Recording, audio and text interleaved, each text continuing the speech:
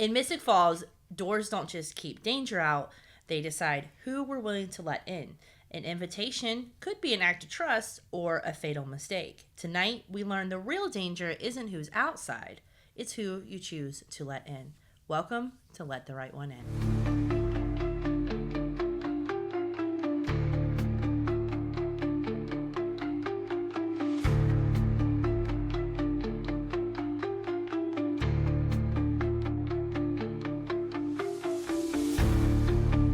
Welcome back, everybody. I'm your host, Amber Janae, and with me today again is Presley. You guys are going to see a little bit more of Presley. I haven't made any kind of official announcement yet, but I have asked her to be my co-host for season 2.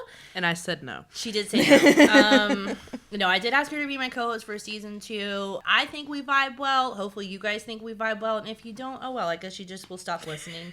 Or you'll tell us. You'll be like, no, actually. Or you'll say that I'm the problem and get rid of me. And it'll just be Presley. I don't know. You know, we'll see how it goes. We're still going to have some other people come on the podcast. We'll still have other co-hosts. I'm still going to bring on people who saw filming and business owners and things like that. Cast members. We have all that stuff lined up. I'm just the filler host. She is my filler host, but also probably going to see her the most next season. This episode, it's a good one. We talked last episode about how that was more of a slow lead up, not much going on, and then you get to episode 17, and this is truly one of my favorite episodes of the whole series. Everything starts to happen at once. You start to really see, and we're about to get into this, but you really see like what vampires are capable of, what they're about. We're going beyond the Salvatore brothers at this point. Yeah. Like there's a whole world out there. So yeah, let's dive into it. Like let's get into it. All right, episode 17 opens and Frederick is like sharpening his stake. He really wants his chance at the brothers. Like he's kind of annoyed from the last episode. His friend got killed that we saw. So which was his own fault. Yeah, which was his own fault. But he wants his chance at the Salvatore brothers. So he asks if he could go with Anna to get more blood. Because we know that Anna's going to the neighboring towns to get blood bags. Which I didn't really... We'll kind of go into that a little bit more the next episode. But yeah, I mean, I imagine they would notice things missing. Like that. Yeah, It seems like, I don't know, it seems like at a hospital, they keep very good track of all things. I was going to say, especially, like, I feel like blood's one of those things where you just... and they count, like, every ibuprofen. So at some point, that's going to catch up with you, which we'll discuss later. But anyways, Pearl's like, no, you're not going. No, and then in that scene, she also says, she's like, we will get our town back. We just have to wait. And what does she mean by that? Yeah, like, what is getting their town back look like to them? I guess this has to do something with the lore, and I think we've discussed this before. Is there something really just special about Mystic Falls that we haven't figured out yet? Because you're a vampire. I know that if I was stuck under a tomb for 150 years, I was stuck under a church in a tomb, I don't think I'd want to stay in the last town that I was in when that happened. I'd be far, far away. We're going to London. We're going to anywhere. Yeah, and like do they want, like, to compel everybody in town and then use them as, like, food while they're just living a normal life? It's like a WandaVision thing. Like, yes, that's why I don't get, like, when they keep saying, like, we'll get it back, you know, we just have to wait. Like, what does that mean? Well, they didn't even have that kind of control in 1864. No. They were hiding in 1864. They were very much hiding in 1864. So maybe she's thinking, but, there's a lot more people now. I don't know. It seems like if that's the case and you want that, go find a little small town where there's a population of 50 people. Just go to some random town in Kentucky. I think you can pull it off. Like, you go back for dinner and then you go party in the city at night. Like, I don't know. It doesn't make sense to me. To be fair, though, Mystic Falls only has one restaurant, so it's probably not as big as we think. It does only have one restaurant that we know of. I think that's a lot of shows are like that. I don't get it. But I guess it's a budget thing.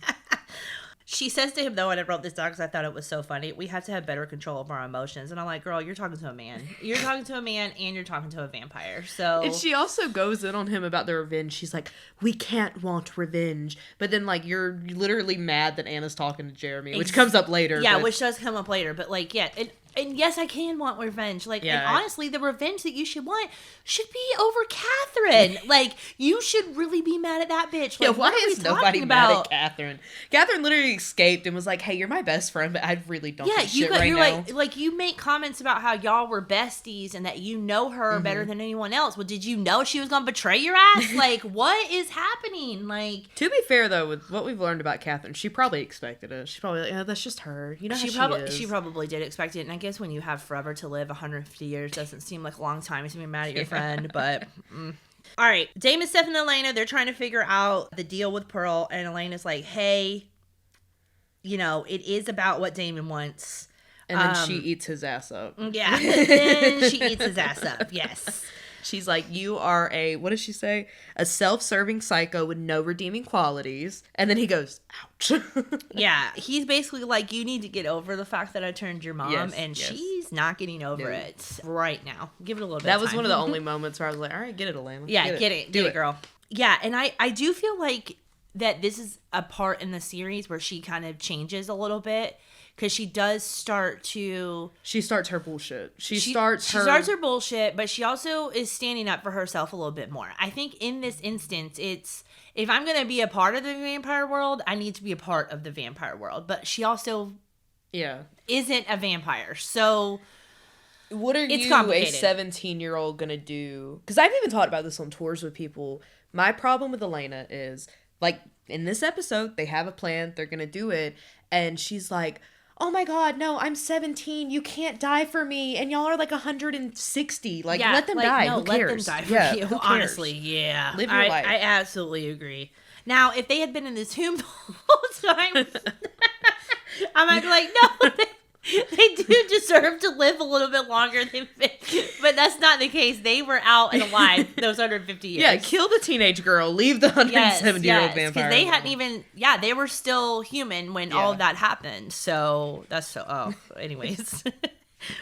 Jeremy tries to give Anna his vervain bracelet. She gives it back to him, right? Because the thing is, she realizes this is vervain. Yes. So yes, and he's so innocent in this episode. He has no idea. He's so oblivious to just everything around him. He's getting it though. He's like, does your mom know you're a vampire? Like, what do you mean, dude? Shut up. He said, does your mom? I love you, baby, but come on now. It's insane.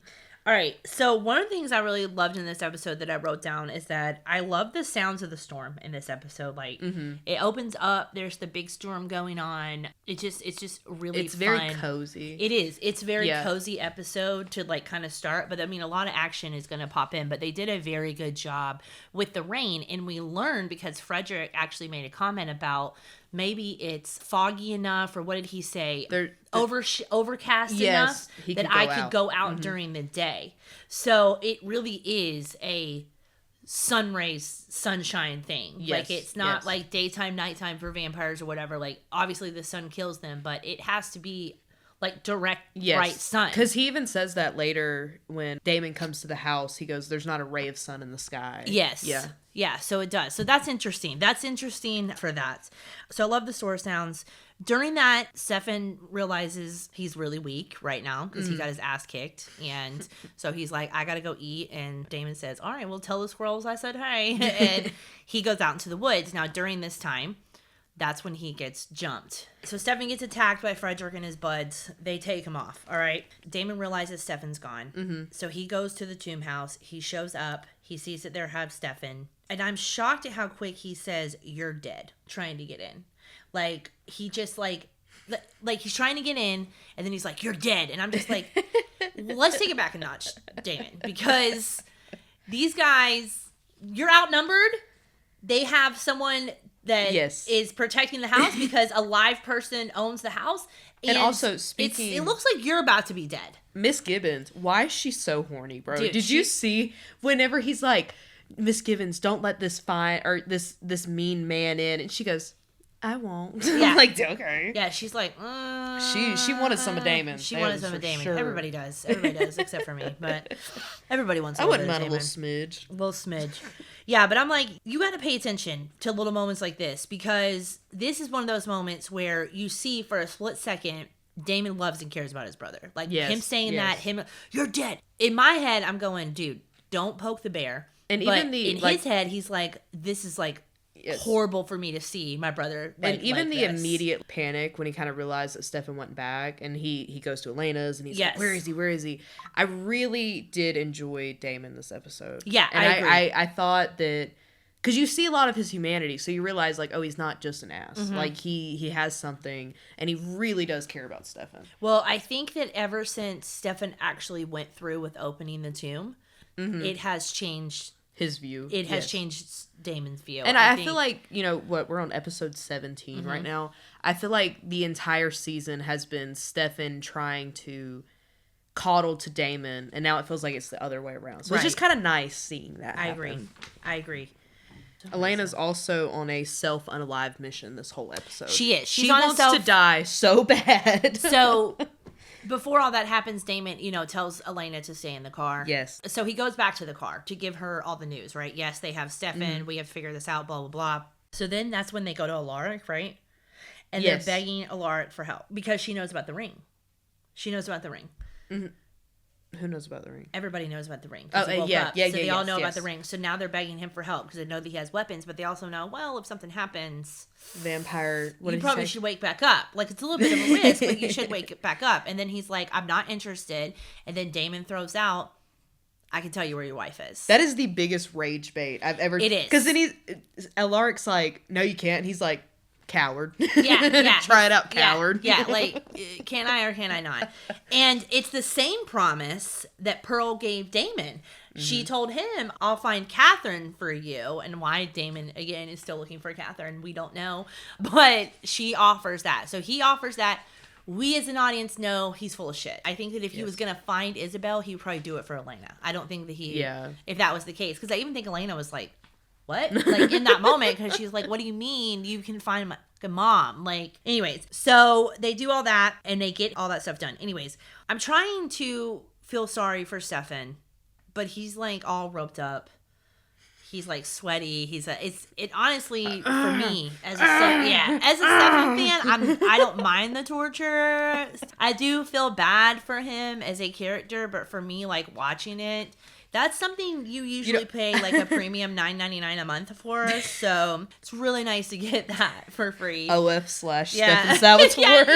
Or Stefan Salvatore OnlyFans. I felt worse for Harper when they did it to Harper. I was like, leave him alone. I know, this poor little baby. And he's telling him, he's like, Miss Pearl said we can't hurt anybody. And they're like, we don't care. Tie him down. It's like, God, leave him alone. It's absolutely insane. Now, Jeremy, okay, so, because I want to talk about Jeremy for a minute. Jeremy is so annoying begging to be a vampire in this episode. Like, please stop. It's insane. It's almost as bad, I wrote down, it's almost as bad as Caroline's speeches from the last episode. I'll say that, but I would be the same way. I'd literally be like, please, here, please. I mean, he's like texting her. He's like, so she makes up this thing where she's like, everything has to be a secret. I don't want my mom to know. I don't want anybody to know, all of that stuff. So during this time, and of course, all the storm and all that's still going on. So she's telling him, I don't want to know all this. And Anna's telling Jeremy that Pearl can't know about it. Oh, yeah, Pearl can't know about it. And as they're trying to leave the restaurant, Pearl comes in. Yes. And again, just gorgeous, insanely beautiful. They did amazing with her wardrobe, her makeup, her hair. I mean, beautiful. Yes, I agree. They made her look rich, which is she looks rich without looking classy. Rich. Yeah, she looks classy. Like how I imagine they tried to make Mrs. Lockwood look. Yes. But then I feel like she just has that, like, mean face. Yeah, and then Pearl just has that beautiful, like, elegant. Not saying that Mrs. Lockwood isn't beautiful. And the mayor picks up on it because he says, do you want to sit down with me? So now she goes and sits down to talk to him about some stuff. And Tyler's like, Dad, can you quit being a creep, man? Yeah, because he's like constantly hitting on women, like right in front of him. And he's like, I still have a mom. And she does live with us. So, but once we get into the next episode, I don't think Tyler needs to be saying shit. Anyways, let's get back to Alaric and Damon. They're going over the plan. Elena's saying that they can't stop her from helping Stefan. And Damon's like, I literally cannot protect you. Like, I cannot go into a house full of vampires. Not only a house full of vampires, but I'm going to assume quite a bit of these guys are older than Damon. Yes. So... And he even tells her, he's like, you go in, none of us are making it back out. Yeah, like, first and what of does all, she do? She's like, let me go in. Yeah, like, you're a walking buffet, first of all. Like, coming in like that, like, I imagine they could probably tell quickly that she's not... Can they smell her, too? See, I always wonder this because... But I think that's just from Twilight. Because, the wind blows. I think that it is, and we're going to need to bring that up in episode 21 when we get there, because there's something that happens that I always wonder, like, why can't you just smell it? But we'll have to wait. Well, there's another Twilight reference for the next episode that y'all got to watch. Oh, I also have a Twilight reference for the next episode. I think we might have the same one. I bet we do. I bet we do. I literally wrote it down because Stop it. So they're going over the plan, all that stuff. He says, I can't protect you, whatever. So Alaric goes to the tomb house pretending that his car broke down and to be let inside. Mm-hmm. So he gets inside the house. They take him to the phone. And then at that point, he takes the phone off the hook, I believe. And then he kills the vampire that's in the kitchen. Opens the back door and Damon's there. Yes. And then he tells Mrs. Gibbons to let Damon in the house. And she's like, I can't do that. Mm-hmm. So then he puts her outside, and Damon says, do you have any family? Do you have any whatever? And she's like, no, I live by myself. And he snaps her neck. Yep. And Alaric goes, you were supposed to compel her. And he said, it doesn't work like that. I'm assuming that it means that he can't compel over a rule about him. Well, I was thinking, or maybe they can't compel over each other, like just in general. If somebody's already under somebody's compulsion, like you can compel them, but you can't. I don't think you can change the compulsion. No, I think you could probably add to it. Yeah, that's what makes sense. That's what I gather from it. Or it's just Damon saying, I don't have time for this shit. I don't have time for it. Like she's a liability because if she is alive and then someone finds her, what are you doing outside, or what are you whatever? She might answer questions. So it could also just be Damon saying, I don't have time for this. So he snaps her neck and he doesn't have time for it. I mean, he's trying to get to his brother. And another thing about that scene, I don't know if you noticed this, but I kind of caught on to it. In the beginning, you see Frederick, he's sharpening the stake. The stake is, it has that, like, where it's pointy, and then it has a ridge, and then it's the rest of the handle. It looks like a leg to a chair or something. Yes. Alaric's holding the same one. When he goes into the house, if you watch it, Alaric has the same stake. So I wonder if they were just kind of passing it around that day. They're like, or if he, like, picks it up, like, he sees it. Because I wonder. Because Frederick might have been sharpened. Yeah. I did notice that it was kind of the same one. And it might have been, like, a smaller one that just looked the same. Maybe they were made the same way. We also have a lot of stakes, and Presley and I are convinced that we have this one. We are looking. We are looking, but we have, guys, you just don't know how many stakes I've been in the basement of the visitor center. I fell going upstairs in our store. I was trying to find that stake, and I know it's here somewhere, but I just can't find it. We have a couple of more places we can look. I'm going to call the boss and see what she's got at her house. So we're trying to find that particular stake because, like she said, it's got the ridge. Yes. It looks like a table it's very leg, distinctive. a leg. Yeah, it looks like it looks very specific. It's not just like not to brag, a regular but piece of wood. It's one of the things that sucks about this because we have so much stuff. And, even something like the clothes. Out. We have so many clothes, and then if they don't have a tag on it, you're like, I have no idea what episode. And it takes a minute, especially like Matt Donovan, who wears flannels all the time, and we have so many flannel shirts, and I'm like, oh my gosh, who? And then by the time you do the episode and you watch it, and then you go in the store and you're like, the flannel's hanging up. It's hanging up right there. We're going to do a bonus episode, I think, at the end. I think so, with all the stuff we missed for season 1. Even today, I found a banner that was from a few episodes back, so we're going to throw that in somewhere. Yep. So, one thing we forgot to mention earlier in the episode is that Caroline, we forgot to mention Caroline. So So Caroline is on her way to a birthday party for her gay dad's boyfriend's daughter. Yes. Dad's boyfriend's daughter. So her gay dad's boyfriend's daughter. And is this the first time they mention her dad's gay? No, it gets mentioned another time by Sheriff Forbes, I think, earlier in the episode, but I might be wrong. Or earlier in the season, but I might be wrong. So her car breaks down, and I think we can kind of tell this whole story because I accidentally skip that part. So her car breaks down. She's out in the middle of nowhere. There's no... Also, why was she driving like 50 miles an hour and just leaves? Also, like, it wasn't even a road. Why was she driving a Dodge Charger? She stole her mom's cop car. Y'all couldn't get a better car for Caroline Forbes, like a Dodge Charger. She's like whipping the shit out of that car, and there's no road. There's no road. There's no cell phone service. So when she breaks down, she has no cell phone service. It's still daytime. By the time she gets out to try to find cell phone service, it's nighttime, and all of a sudden she has an umbrella. That part gets on my nerves.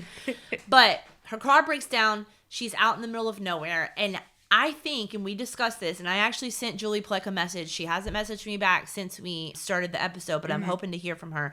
I think it's in High Falls, which is Jackson, Georgia. Its own exit right off of 75. It's a beautiful state park. Waterfalls everywhere. It's got camping, all kinds of stuff. During that time that Vampire Diaries was filming season 1, they stayed very close. There are things that changed throughout the season, like the high school, for example. The football field was in Monroe, but then they started doing more stuff at the stages as they gathered away from that. The same thing with Caroline's house. They filmed inside for season 1, but then they built it at the stages and started getting away from that. They stayed so local the first season. Everything is right around here. Them kind of spreading out of the stages and stuff, too. I kind of talk about this on the tour. It is a way for them to save money. It's cheaper to put the money in to build something than it is to pay the homeowner every time you want to film. Because if you film inside of your house, correct me if I'm wrong, but that's more expensive, It is more expensive, so it's cheaper to film on the exterior than it is the inside. Yeah, you're paying a day rate to be outside, but if you start filming inside of someone's house, then that rate changes for sure. So that is a lot of that. Now, somewhere like Lockwood, they preferred to be there. They did do on-property a lot, which we'll talk about through the whole series. But we've talked about this with Lockwood, too. A lot of the stuff in the background, that's just the homeowner's things. It is. And, the dining room where Bonnie lights the candles, all of that's still in their dining room. It was their stuff. And I think that was also saving the money. So it's kind of like a time and a place, it's situational where they're going to film at. Yes. So I do think it's High Falls. So we're going to try to find out. But what's important about that is that she slides down the hill, and when she goes back up the hill, she grabs an arm. And before we talk about the arm, when she slides down the hill, I noticed this. It looks like they had a stunt person just standing right there, tied a rope around her leg, and just yanked it from behind her. It really does. That probably is and what I think that's how they did it. Because if you watch it, her feet fly out from behind her, and I think they just pulled a rope. They probably just pulled. Oh my god, that's so scary. That's so scary. Oh my god, I would love to hear about her filming that scene. So we're gonna try to find that out, but we find out that it is Vicky that she found. Yes. So it is Vicky that she found, and that's gonna come into play a little bit later in the episode.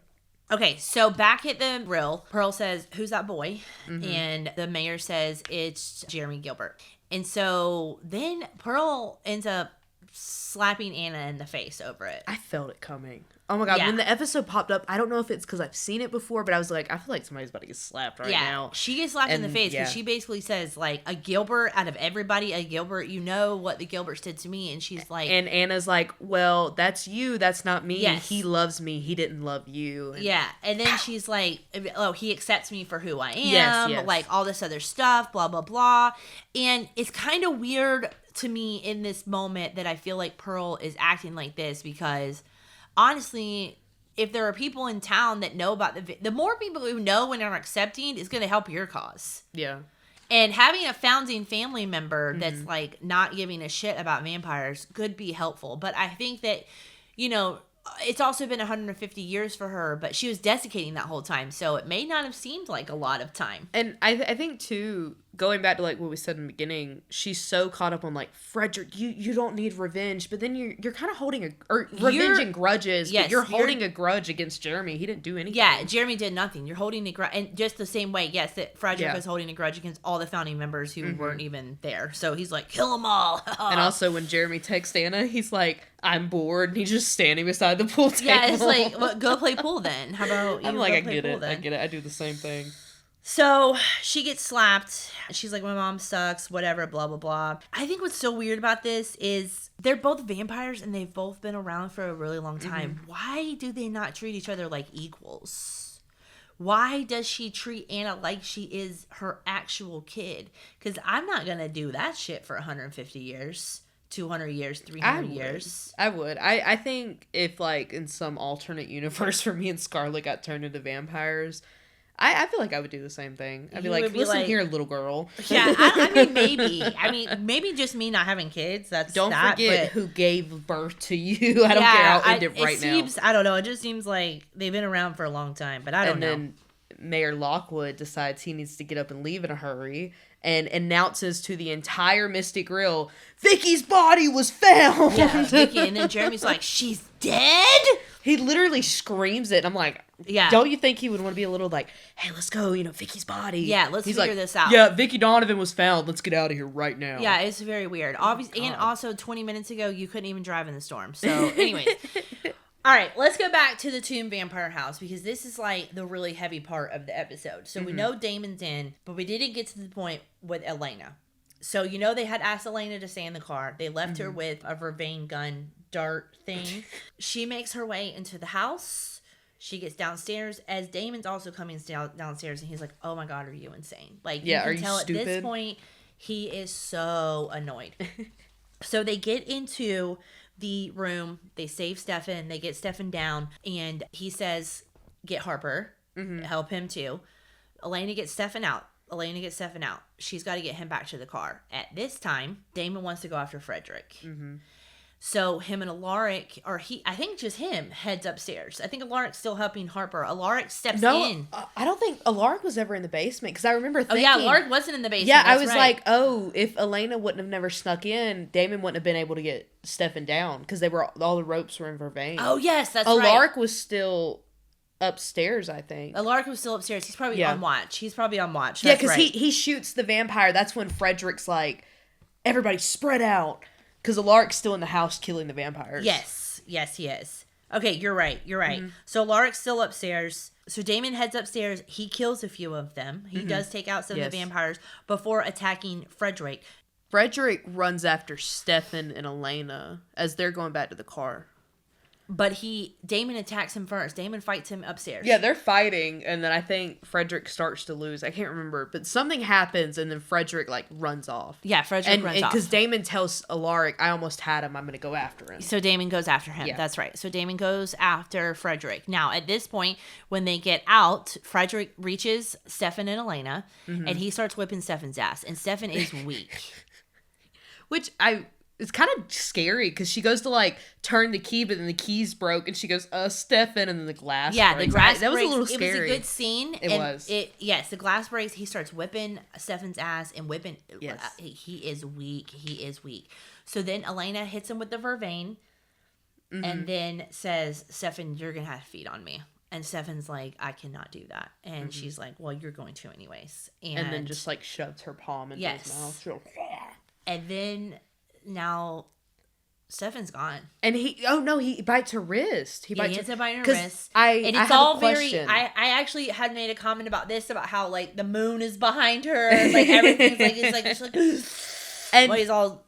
Does it hurt? Does the bite hurt? It has to. Because, she's making, this orgasm face. Yes, it has to hurt. But then I'm sitting there thinking, I'm like... getting bit by a dog. That hurts. I mean, your hand swells up. It hurts. It has to hurt. But I didn't know if they have some, venom that, numbs it while they're doing it. Or if it's just really, he's just taking a chunk out of her wrist right now. I mean, I guess it's just, I gotta be a big girl. And if it hurts, it hurts. Crazy. Very graphic scene. It's very graphic, and Stefan's begging her to run because he knows he's about to change. Something is about to happen. Run, please. Licking her wrist the whole time he's saying it. And she's like, I trust you, all of this stuff, which is crazy to me.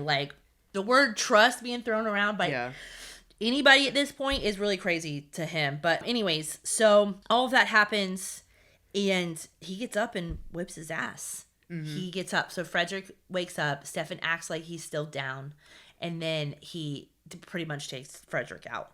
It is nice seeing Stefan be at his full potential. Because we haven't seen this in the show. No, we have not seen this in the show. We've seen him try to have his full potential before. And we've seen comments made about, well, if you weren't eating bunnies, you'd be able to, do the things bunnies that you're supposed to do. But he just doesn't have control of it, which we don't know a lot about yet. We're still learning these things. So all that happens. He gets rid of him. Damon tells Pearl the deal's off. Yes. You got to get your vampires under control. And this is not working. Whatever deal we had is not working. Because he tells her, he's like, well, your vampires tried to kill me. And she goes, well, the ones that did it will be dealt with. And then he just walks past her. Yeah, he just like walks past her. So we're back at Matt's house, and I feel so bad for Matt right now because he has a glimpse of hope that he is about to, you know, have this, his mom's making a casserole. Yeah. They're going to sit down to have dinner, and then knock, knock, knock. And it's Caroline with her mom at the door letting them know that it was Vicky's body that she found. So all of that moment is ruined. He, you know, his glimpse of hope is gone, and now he knows. Now, at this time, as much as I dislike Kelly Donovan, I do feel sorry for her. I wouldn't want anybody to, you know, I can't imagine losing a child. I wouldn't wish that on anybody. But I also did want to say that I thought it was so weird that Jeremy and Tyler were in the kitchen. I was waiting for a chance. Why are her ex-boyfriends sitting there? I was literally waiting for you to stop talking so I can mention that. Why is Jeremy and Tyler at Matt's house? Why are they there? Why is everybody from Mystic Falls High just at Why are they house? There? I guess that there's a part of me that does understand Elena being there because... Well, even Tyler, because Tyler is Matt's best friend. Tyler is Matt's friend. So I kind of get that. But either way, Jeremy and Tyler are Vicky's ex-boyfriends. Yes. So to me, I'm like, there's a time and a place for everything. And if I just found out my daughter was killed and buried in the woods somewhere, what I don't want is a bunch of teenagers in the house. No. So that part was very overwhelming. I think Jeremy, like, looks at Tyler and, like, locks eyes, and then Tyler, like, you know, gives him a look, and then Jeremy just looks down. He's like, whatever, fuck it. Yeah, why are y'all there? Why are y'all there?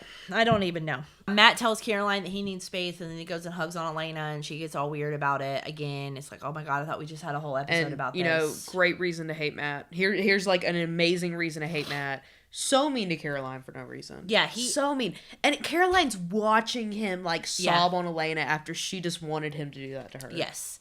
But at the same time, I'm not making excuses. Well, no, I am making excuses for that. Incoming excuse. It is an excuse because I mean, I have not been in that situation, but if I had only been dating someone for a little while and someone that I grew up with and I was closer with was there, I might want their embrace as well. Now, the problem with it is that it comes off one way with Matt, and Caroline takes it the way that she does instead of just understanding that. Do you not remember the whole last episode that y'all just had where he said, I like you, but this is different. This is just a different moment. I would just break up with Matt. I would just leave Matt. Honestly, and then again, don't date your best friend's boyfriend. Yeah, it's not worth it. I would leave It's not worth it. It's really, wouldn't have dated him in the first place. It can't. Again, you're dating her ex. You're dating her ex. Damon tries to buddy up with Lark. Lark punches him in the face. He says, not in the mood. And the lady right behind him in that scene looks just like Isabel. I kind of had a little jump. I was like, oh, they're about to introduce her, and then it's not Isabel. Dang, I'll have to go back and look at that. When she's sitting behind him, it looks just like him. I thought they were going to introduce her then, but it wasn't her. I'm going to have to look at that. Yeah, I'm going to look at that. I'll put a little screen cap up. Now, the end of the episode, towards the end of the episode, Jeremy's going through like all this stuff in a drawer, and Anna comes in, and then Anna realizes that it was Vicky who he wanted to turn for, not for her. So she's like, my mama was right. Is this the episode where Elena's trying to, like, figure out why he's talking about vampires, or is that the next one? That's the next one. Okay, never mind. Yes. So anyways, she dips out. She's done, deuces, whatever. And then the episode actually ends with Damon finding Stefan curled up in the corner, like every blood bag they have in the deep freezer or deep fridge or whatever it is that they have, like all the blood bags in. You know, they do a very good job of making Stefan an addict. That was an immediate, like, ooh. Yes, it was. Like, immediately. And Paul Wesley does a great job at acting. He does do a good job. And that's it for Let the Right One In. That's it. Okay, so for our Covington connection this episode, we actually went on site for that. So we're going to talk about that. All right, we are talking episode 17, Let the Right One In. We are here at Matt Donovan's house. So this front door here is going to be where Caroline and her mom, Sheriff Forbes, knock on the door. And Matt's like, hey, what are you doing here? Because if you recall, his mom had just made dinner. They were about to sit down and have a good night. And then Caroline and Sheriff Forbes have to break the bad news that she found his sister's body. They did film inside here quite a bit for season 1, especially for this episode. They filmed in 2 places in the house. The kitchen, which is right inside the front door, is where Tyler and and Jeremy were sitting at the table. And then in the living room is going to be where Matt and his mom, Kelly, were sitting when they were all discussing it, and Kelly was crying and all of that stuff was going on. So they did film inside and outside here. Yep. So let's get into our MVP of the episode. I think for me, as much as I don't want to, it's going to Damon. Yeah, mine's Damon too. Yeah, Damon it's going, just because y'all know Damon's not my favorite, but I love him so much in this episode because, like I said earlier, you see that he cares about Stefan, and he's willing to go the extra mile for him, and I was happy to see that. So my MVP goes to Damon because Damon really did risk it all this episode. And this episode is where I kind of start to enjoy both of them. Yes. Like, I could tag team with both of them. It'd be okay. Well, I think that now that Damon's not so broody and depressed about Catherine and so much on a mission that he's funnier now. He's not being, like, sulky. He's being witty. He's being witty and his funny. His sarcasm gets a lot stronger. And it even, like, it reminds me of, like, a character from, like, a book. You know, like a romance book. He's, like, cut and paste of that. I agree. Definitely Damon this episode. I agree. Damon. So, for quotes... So, I'm going to be honest with you. This, I mean, you can even tell by us recapping this. Like, this episode is all over the place in a good way. My brain is all over the place in a good way. I really enjoy this episode so much that I was not paying... I paid attention to the commentary, obviously, because I'm listening. But there wasn't, like, a quote that really stuck out. The only thing that really stuck out is Damon saying, "All right, give my regards to the squirrels." I thought that was funny. But other than that, I mean, there's just so much going on in the episode. There wasn't anything that really stuck out. I did my job, and I really paid attention to the episode. No, I got a really good quote, though. It's when Jeremy's like, do it. And Anna's like, oh, there's like 3 reasons why you would do it. And one of them, she says, when you love someone so much, you would do anything to spend all of eternity with him. And I was like, oh, that's sweet. That is sweet. That is sweet. I'd do that for Jeremy. Wow. Just wait until another episode. She's going to pick someone else down the road. So they're all hot. Every single one of them. They're all hot. Even Zach, who plays Matt's hot. All right. I'll hate on Matt Donovan all day. Zach's not bad looking. Dude, especially now. Oh, yeah. Like, these days. Y'all go back and watch that interview we did at Lockwood. It is good. He had his little fedora thing on.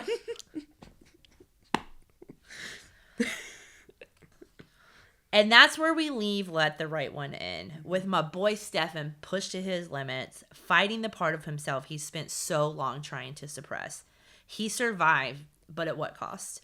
Next up is episode 18, Under Control. And if there's one thing Mystic Falls has taught us, is that control is always temporary, especially for the vampires.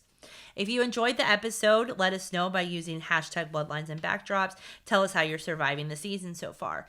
You can also now watch the full video episodes on Spotify. I know, that's awesome. Yeah, so we're doing the full video episodes on Spotify and on YouTube now. And then as that grows on different platforms, we'll do that. But that means you can watch the receipts, the Covington Connection, all of that on Spotify now as well. So that's pretty exciting. Until then, stay safe, stay vampy, and remember, in Mystic Falls, nothing is ever as it seems.